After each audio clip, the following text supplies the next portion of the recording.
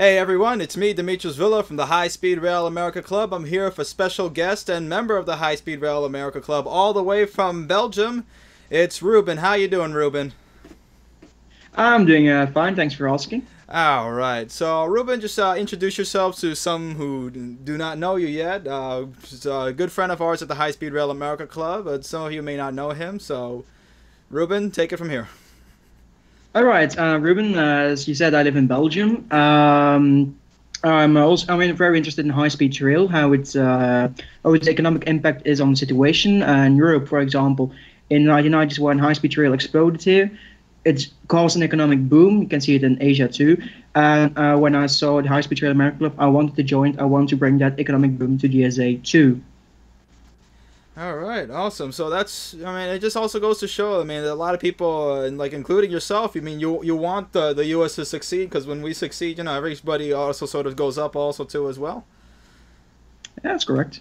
All right, so I think you've seen a lot from the recent videos and from everything that's been going on over here when it's come to, I would say, infrastructure building, and currently what we have with infrastructure here in the United States, especially some of the failures we've seen, particularly in South Florida, since that's been a recent topic of ours going forward. I mean, what's been your perspective on that? I mean, given that you're in Europe all the time and you're pretty much in the center of it in Belgium, what do you think we've gone wrong?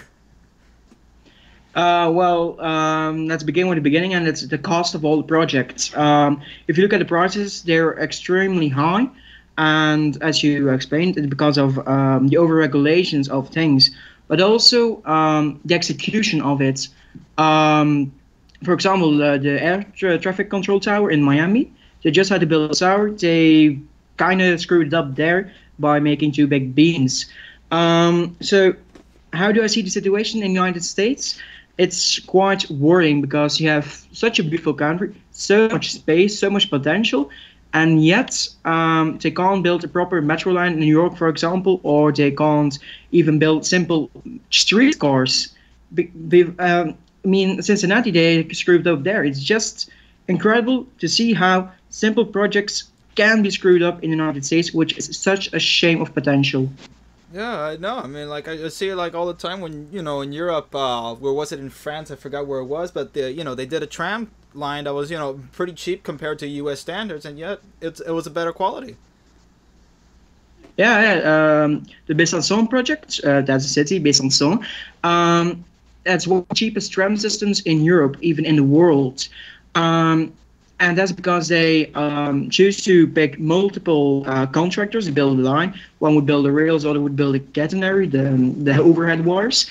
In the United States, you can see this project is going to one big construction company, easing the way to high up the price, which shouldn't be happening. They should look at multiple contractors for such projects to get the price lower. Yeah, I know, because I mean that's.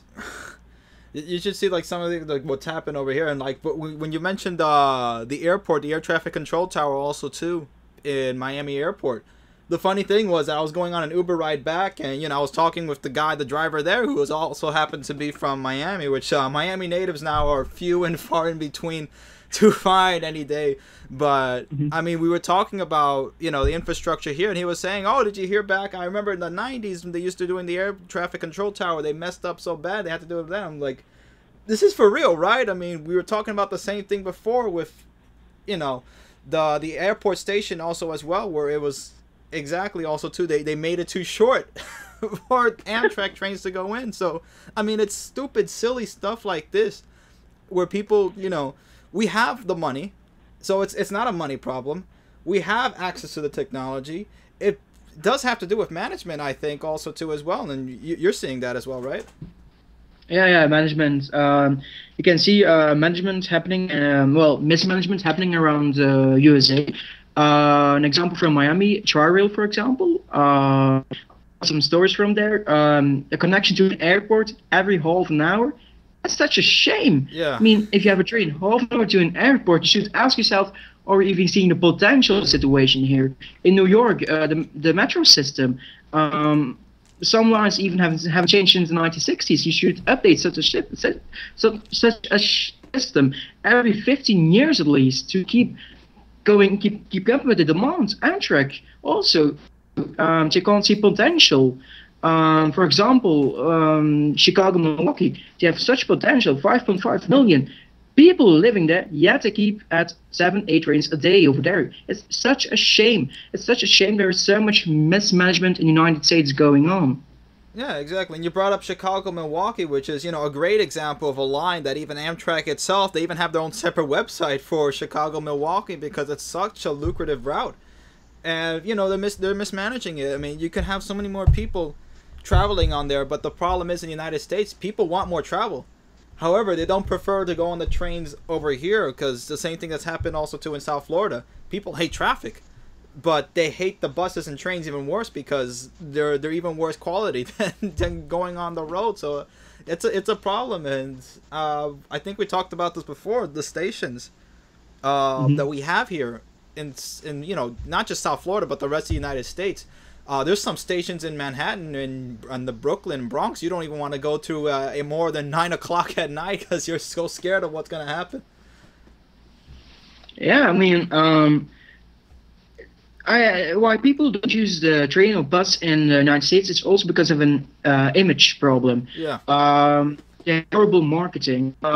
If you look at the difference between European trains and American trains, you have these European trains. They look sleek, modern. They look like they're straight from the factory. Then you have these American trains, big metal boxes from the 1980s. I mean, if you're a citizen, if you're a traveler, you can pick between both trains. Which one would you pick? The sleek one or the big metal box? Right.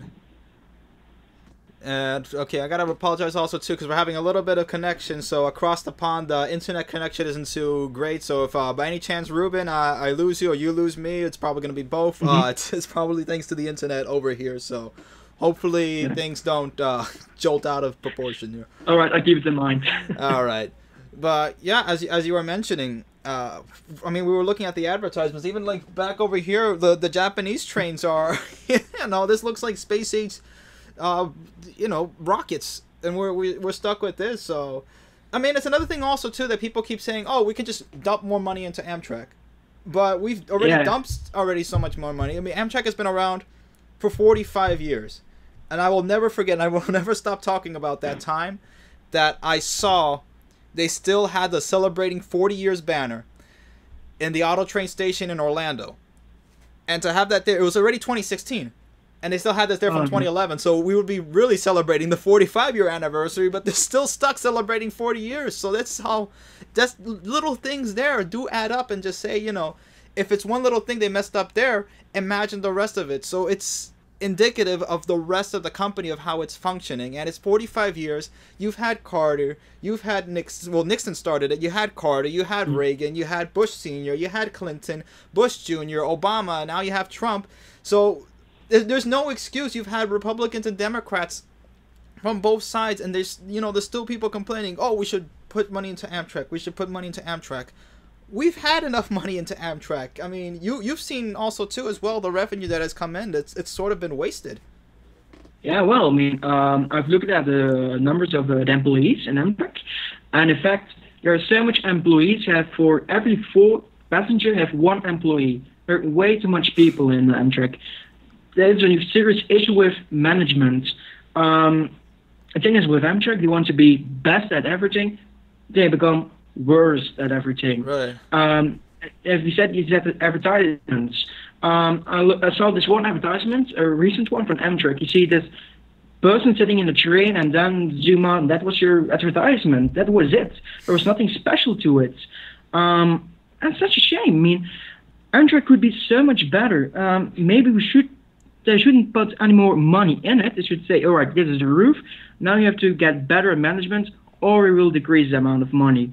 I mean, they could start outsourcing certain things like maintenance. Maintenance on sanitary, they could outsource that. That's 1 employee less, or 1 employee that could go to the company that takes care of the outsourced material. Right. I mean, this is ideas that we're coming up with solutions that we're coming up with better solutions than Amtrak. I mean, it's still things like they're still leading up, and hopefully now with Wick Moorman now, as the head of Amtrak. I mean, hopefully things are starting to turn. I mean, we can't expect that now to just, he's going to turn the ship already around 180 degrees to the other way. But, I mean, still, it's taking a little bit too long. And I think he himself has sort of figured out in a latest interview that I've seen that he sort of figured out, yeah, it's a little bit worse than we thought it was before. So, I mean, and you mentioned the employees also, too. I believe about 80% of Amtrak employees are unionized. That's an insane number. I mean, I would say 12% now, I think, from the latest studies of private industries are unionized, and that's a decreasing number. 30% at max in some government agencies are unionized. But Amtrak has 80%. That's more than twice the amount of public entities. That's insane. Yeah, I mean, of course, I mean, union does great things. They have done great things, but if you have such an amount of unionized workers, your employees get rusted. You can't move it. You can't do a thing before the union say, you can't do that. I mean, you have to do something about that. You have to be more flexible with your employees to have more to be better at management. Exactly. You've got to start at the base, and base are employees. And how is it in Europe when it comes to unionization? And just a note to everybody, we're not knocking the unions or anything like that. Unions were an important part of American history, but I mean, it is getting to a point where it's starting to have a clutch on the progress of moving forward. But how is the unions over there in Europe, and how does it affect train travel? There's a very high amount of unionized people here. Almost everyone here is unionized in Belgium, but unions work differently. They talk with the people. They say, we want to change things. All right, let's listen, let's talk, let's solve issues here. They talk. And I've heard stories of unions in Amtrak, and you're like, no, we don't want to change anything. It's like they're stuck in 1971. You want to keep things like that. You want to keep they want a pay as high as possible and work as least as possible. And we've got to be flexible there, and that's what we have in Europe. We have that flexibility here. Right, and I mean that goes with the other also train services here in America. Because if Amtrak is unionized, you can imagine other stuff also too as well. And I think there was a good example also too of what happened in Indiana when they did their service when they outsourced, because Amtrak wasn't getting any more funding for Indiana for a while. And they had to say, okay, well, we have the Hoosier State train service that we still have to run. How are we going to do this? So they outsourced it to a different company. They outsourced it to a holding corporation, and they ran the whole thing better than Amtrak. They had private. It was a private service. They had ridership go up. They had revenue go up. They had service go up. The only thing they really couldn't fix was the time schedule, and still, I mean, they were. I would say they weren't as late as they used to be as Amtrak, and they still had a little bit of problems, coordinating with the freight rails also too as well. They were running on the Hoosier State line, but I mean, still they did a better job than Amtrak. So I mean, I think this serves as a great example for the rest of the country to start doing that, and that sort of privatization or outsourcing that to different companies also too as well. It doesn't have to be Amtrak. It can be a different company to run that same service. Yeah, I mean, that's true. I mean, I've read reviews of the Hoosier State service, and people were excited, were happy. I mean, if you look at it, was such a perfect train service. You had a real dining car and, I mean, a restaurant on the train, and people were happy. I mean, ridership, as you said, went up, and we have to look like that perspective. I mean, the Empire Builder, for example, could be a great train service to outsource, to let other companies do it, because that train has such a potential also. Exactly. Indeed.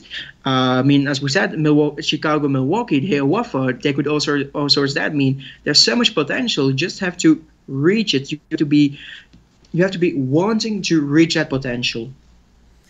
Yeah, and so I think now people are starting to get to know it, especially what we've been doing now on this channel, and people like us that keep giving out the news and keep giving out the information to get people to know what it really is that's going on with transportation here in the United States and ways to fix it. And what has been working in places like in Europe and Belgium and Japan and all that, and how that can be applied over here in the United States. I mean, it doesn't have to be copied and pasted, but it can be applied and adapted to a way that it works in the United States, and we have seen we are seeing it now with Brightline. So let's take it to Brightline. What do you think about Brightline now and how that's going to change everything? What I think of Brightline? Yeah. I mean, it's a great thing. To be fair, I'm even jealous at the interior of the trains. I mean, the interior looks so great. I mean, the comfort is perfect. I mean, the stations are modern. It's such a new way of transportation in the United States. It's basically a return to the private railroads. Brightline, as I see it, is going to be the next big thing in the United States. It's going to be. I mean, when service will start, you will able to see the road traffic decrease. People want an alternative, and Brightline offers the alternative. It's incredible. Hey, and it's a European company that's doing the trains. It's Siemens, a German company that's getting that done. So I mean, the trains that's gonna be exciting. So what do you think about the trains compared to the European trains? I mean, they look pretty good. And you were saying right? Yeah, I mean, I'm jealous of the interior. I mean, the interior looks perfect for me. The trains, they're great engines. I mean, the trains are perfect. I wouldn't change anything. I mean, the paint job, it's beautiful. I mean, as a European, I'm jealous at Brightline, at the trains. I'm really jealous. No, I mean, it's a huge step forward from what's been going on. I mean, not just a step forward. This is eons forward of what we've been planning here in the United States for a while. I mean, it's harkening back to a time we used to have. But I mean, like even the trains have their own themes and their own little nicknames: bright pink, bright blue, bright orange. I mean, that's pretty cool. When it's bright line and then bright pink, bright blue come down, that's pretty cool. Mm-hmm. I mean, I've got to admit, Brightline is a genius at marketing. They involve everyone. I saw when they back in 2015, 2016, when they started to build, they said to people, "Yeah, let's talk," and it's such a great thing they did. And it's completely new. If you look at the alternatives in Southern Florida now, that's Amtrak, which runs daily if you're lucky, and you have Tri-Rail, which is not really the most perfect train service. So Brightline is really the alternative people wanted there. Right. I mean, Tri-Rail is still better than what we got. I mean, the Tri-Rail is still better than going on I-95 and on Deaf Road over here in in Miami. It's gotten even worse. I mean, I think that's the thing with South Florida. What I was talking about. I mean, we have so much potential over here in South Florida, but what can go wrong over anywhere else, it can go wrong even worse over here. And just looking at the statistics of #1 for pedestrian deaths also too, and that's awful for South Florida. So that's why I mean I'm taking Tri-Rail half the time, and that's going. I mean it's still. I mean there's still some problems, and even too when I was coming back on Friday back from work, there was a suicide on the train tracks. I mean this happens everywhere. I know it's not just an American thing. We're not just to knock off South Florida or anything like that. I mean, suicides are pretty common in Japan also too as well, and in Europe, I would guess, right? Yeah, it's sadly enough pretty common here. But hey, we didn't get a refund or anything like that, and right in front of the train also too as well. I mean, you got to pray for the family and pray for that community also as well, because it was in Opelika where the suicide happened. But I mean, it's stuff like this that sort of deters people from getting on trains, and the image of that, because just the passengers themselves were pretty they were pretty bemused, and they weren't really happy about now getting off the train, and now their whole service was going. There wasn't really any alternative, so people were trying to call Uber or trying to call whatever service there was to to get out. And if people didn't have that, there wasn't a bus replacement service. No, they didn't even have a bus replacement service yet. I think they do have a shuttle. However, I think they didn't call the shuttle in time to get people, let's say, to the next station and say, okay, we have the trains running from that station, so we'll just use this bus to get you guys through, and we'll get you and refund you and put that on. We didn't even get a refund, so I mean it's whatever we can. But I mean this is sort of the state of American rail system. So we're seeing a change now, and I think now with the current president, I think people are starting to wake up to the infrastructure needs of this country. And we've been getting a lot of people on this channel also too, because of the Trump presidency and because of the Trump train movement also too as well. It's been bringing in so many people, so it's the excitement is pretty awesome to see. Yeah, I mean, you can see it with younger generations, is that infrastructure is back in. It's back interesting. I mean, I mean, if you look at the United States, you can see the infrastructure is at a pretty bad shape. Not even rail, not rail only, also roads, airports, the energy grid. Everything is getting is outdated. And as you can see, people want something new. They want to go forwards, and this is what this channel offers: a way forwards, a better infrastructure. And that's what we all, even Europeans, should strive for better infrastructure. For the United States, one, even if the United States get a better infrastructure, even I, as a European, can can get some part of it, can get part of the cake of it. Right. So what's going on in Europe right now when it's coming to infrastructures? I know they're already leaps and bounds ahead, but I mean, what are they planning in now?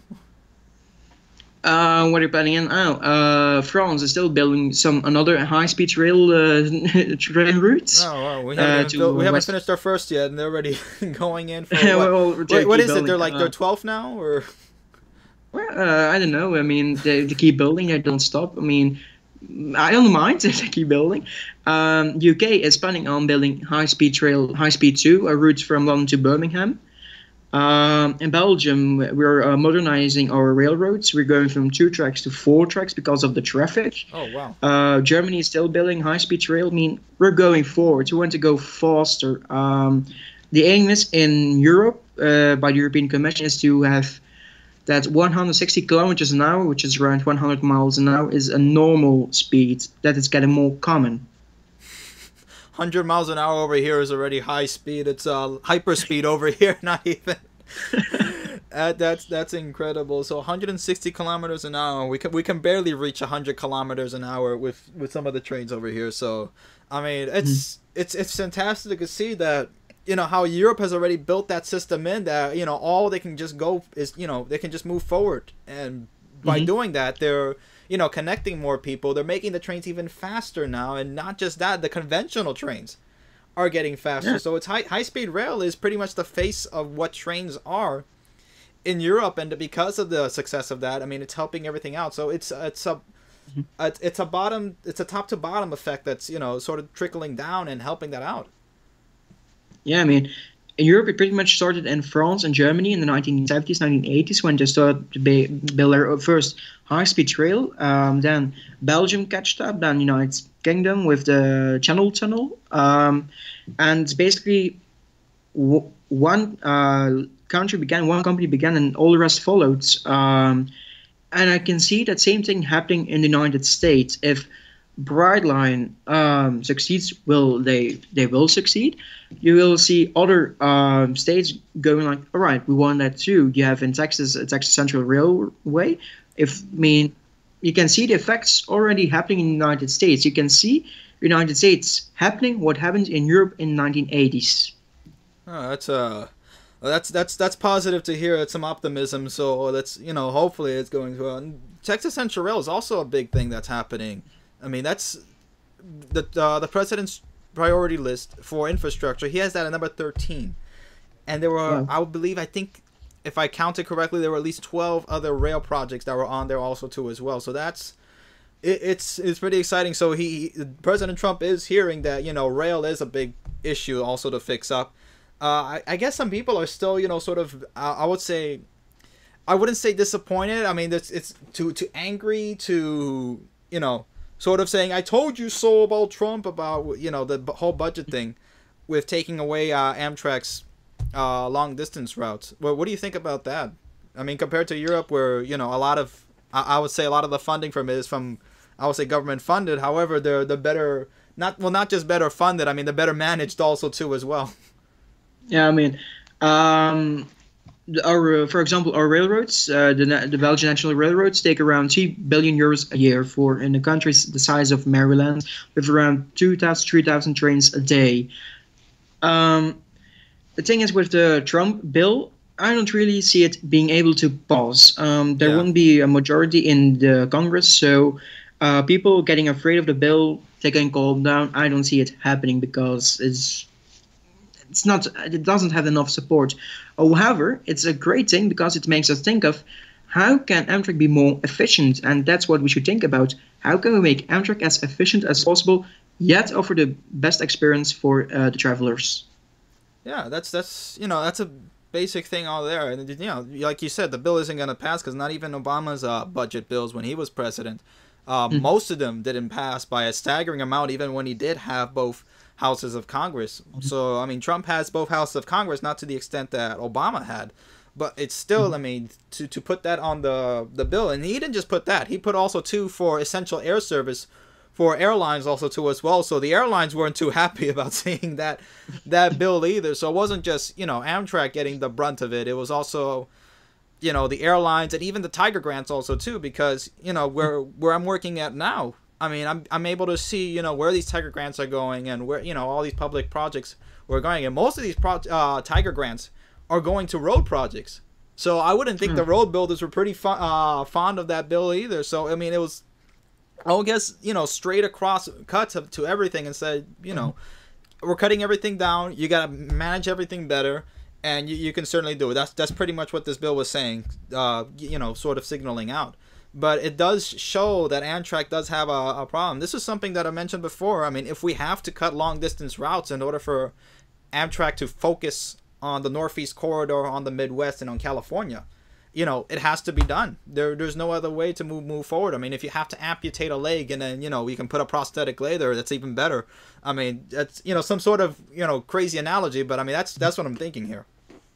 Yeah, well, I mean, you have to think, if you have to do that, you have to think clearly, what do you want to do with Amtrak? We want to make sure, do we want Amtrak to keep using the least profitable routes and let's offer the most profitable routes for private companies, or are you going to put Amtrak on the most profitable routes? You're going to say, all right, the routes that doesn't make us any penny, other companies can ride on it if they want to. You have to think about that, how they're going to solve the issue there, how to make Amtrak as efficient as possible. Another possibility is, for now, is to be more efficient on the trains itself. As I earlier mentioned, one employee for 4 passengers. You can decrease that number by, for example, outsourcing the bar, cafe, restaurant, dining car, however you like to call it. You can say, all right, a private company can do it, or you can open it as a market. You can say, right, the company that wants to exploit the restaurant car can, if they pay us a certain amount of cash, you can make it competitive. That's the way you changed a cost into an income. And it's just little things like that can make Amtrak more efficient. You have to think clear. You have to basically say, all right, let's put Amtrak on the core business, and the other things that doesn't belong to Amtrak, like the sanitary maintenance, that can be for other outsourced companies. Yeah, probably dining also too, because the last time, I mean, and I've been riding Amtrak for years and years, for a big part of my life, but to see the quality of the dining service go down and down. I mean, we've been telling people those green beans, they've been tasting even worse now, and the rest of it has been pretty bad. So like, some people don't even want to eat on Amtrak. I've seen people take their own food and just like skip out entirely on the dining car service because they couldn't even stand half of the food. I mean, I've heard stories. I've heard the story of the $6 cheeseburger on Amtrak. $6 cheeseburger. Yeah, and it's no. I think they have like $12 cheeseburgers now. They're like the quality like worse than McDonald's in some places. I mean, you really have to try to be able to accomplish that. But I mean, if you can outsource certain things like that to be more efficient, to be more to keep your travelers happy, then you should do that. It's not a question. You should do it. Right. And I think you were also saying too, like how in Europe, I mean, of course, Europe is going to have a hell of a lot better food than, anything here in the United States. But I mean, even on the trains, I'm pretty sure the trains are some better food than some of the top end restaurants here in the United States. I believe it. I mean, for example, when I went to train from Brussels to Hamburg, which is a trip around 7 hours, I've had on all trains a dining car or a bar bistro car, a cafe car, and the food was so much better. It was also a lot cheaper. I can give you a price: 2 liters of drinks, dessert, and a meal was less than €24 on a high-speed train. So it can go a lot cheaper. That's not a bad price at all. I mean, and the other thing is also too. I mean, you're on the train. You're already in movement. Yeah. You don't have to get off the road, step off, go into a restaurant, and take another 30 minutes to eat and then come back, and that's time. That's time being wasted. You're on the train already. I mean, I mean, I was having diner at 250 kilometers an hour. I mean, that sounds a great thing. I mean, you can just you can stay in your seat, have some dinner, look at signs, work a bit. I mean, you don't waste any time. Your time is used efficiently, and it's just things like dining car that can make the travel experience so much better. And it's a shame that, as you say, that Amtrak doesn't really reach their full potential, or basically doesn't even want to try.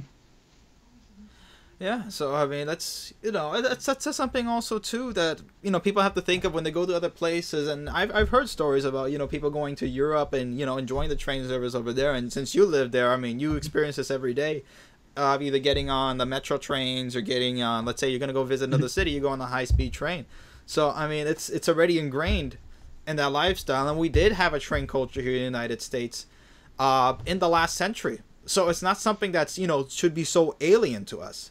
This is something that we can absolutely do. We have the population for it. We have the space for it. I mean, the myths that people says, oh, we used to have that when we had more people. Wait, did our population go down for some reason, or what's going on? I mean, like, oh, we have cars now. There's no use for having trains in America. People used to go around in trains all the time in America. Even when we did have cars in the 1920s, the heyday of the trains was in the 30s, 20s, and 40s. I mean, where are people getting this information from? Does make any sense? I don't know. Maybe they get their information from a Ford commercial. Who knows? A Ford or American Airlines, or probably United, are being beat to force into subjecting to learning this. I mean, watch out for Ford School. And they teach you certain things. But no. Let's be honest. I mean, the United States has it's enough space. I mean, they even have rails for basic train service. I mean, it's just a way of being able to manage it properly. Examples can be seen everywhere. For example, the metro in LA, it's constantly expanding because ridership keeps going up. People want an alternative. I mean, who wants to sit in a car in a traffic jam for 2 hours to then come home, or then be on their job or their home, and then have to go back to that 2 hours of traffic jam once you can take a 15-minute metro ride? Exactly. I'm not rushing to raise my hand at all to volunteer for that 2-hour traffic ride. Neither am I. So that's why. All right, Ruben. Let's close this out so we can leave people a little bit more, also some optimism also too as well, because we're getting on that route. We're telling people. I mean, we're not just beating on Amtrak and beating on everything else in the United States. We are giving a message that things are changing with all aboard Florida, with TCR, with what's going on in California. That's also happening also too now as well. But what message can you leave for us here across the pond, us burger bros here in America? How can what's your message from Europe of optimism of what we're doing and to keep moving forward? Well, let's start with some great optimism. Detroit, the capital in the world capital of cars, is building their own tram system. So the age of car is getting over. I mean, if Detroit is building a tram, then it's done with the car. So my message for across the pond: keep going like you're going now, and I'm sure that in less than 15 years, the first high-speed train will roll in the United States. And things are getting better. I see tram systems sprouting up everywhere in the United States. Things are getting better. Just be patiently. It's happening. All right, Ruben. Thank you so much. And thank you, everybody, for watching this interview. Also, be sure to subscribe to the High Speed Rail America Club channel. Ruben, it was great to have you here. Hopefully we can have you soon also, too, as well. Maybe we'll see if we can have another interview. Maybe we can have Mark in also, and they can talk about more about how we can fix Amtrak. That may be something to be interesting, or what we can do with parts of Amtrak to fix up what we have right now, to fix it, to have better service later on in the future. I mean, that sounds like a great idea. I would like to be able to come back. Yeah, I mean, definitely. I'm open for that idea. All right. Okay, well, everybody, we'll see you all next time. Thank you.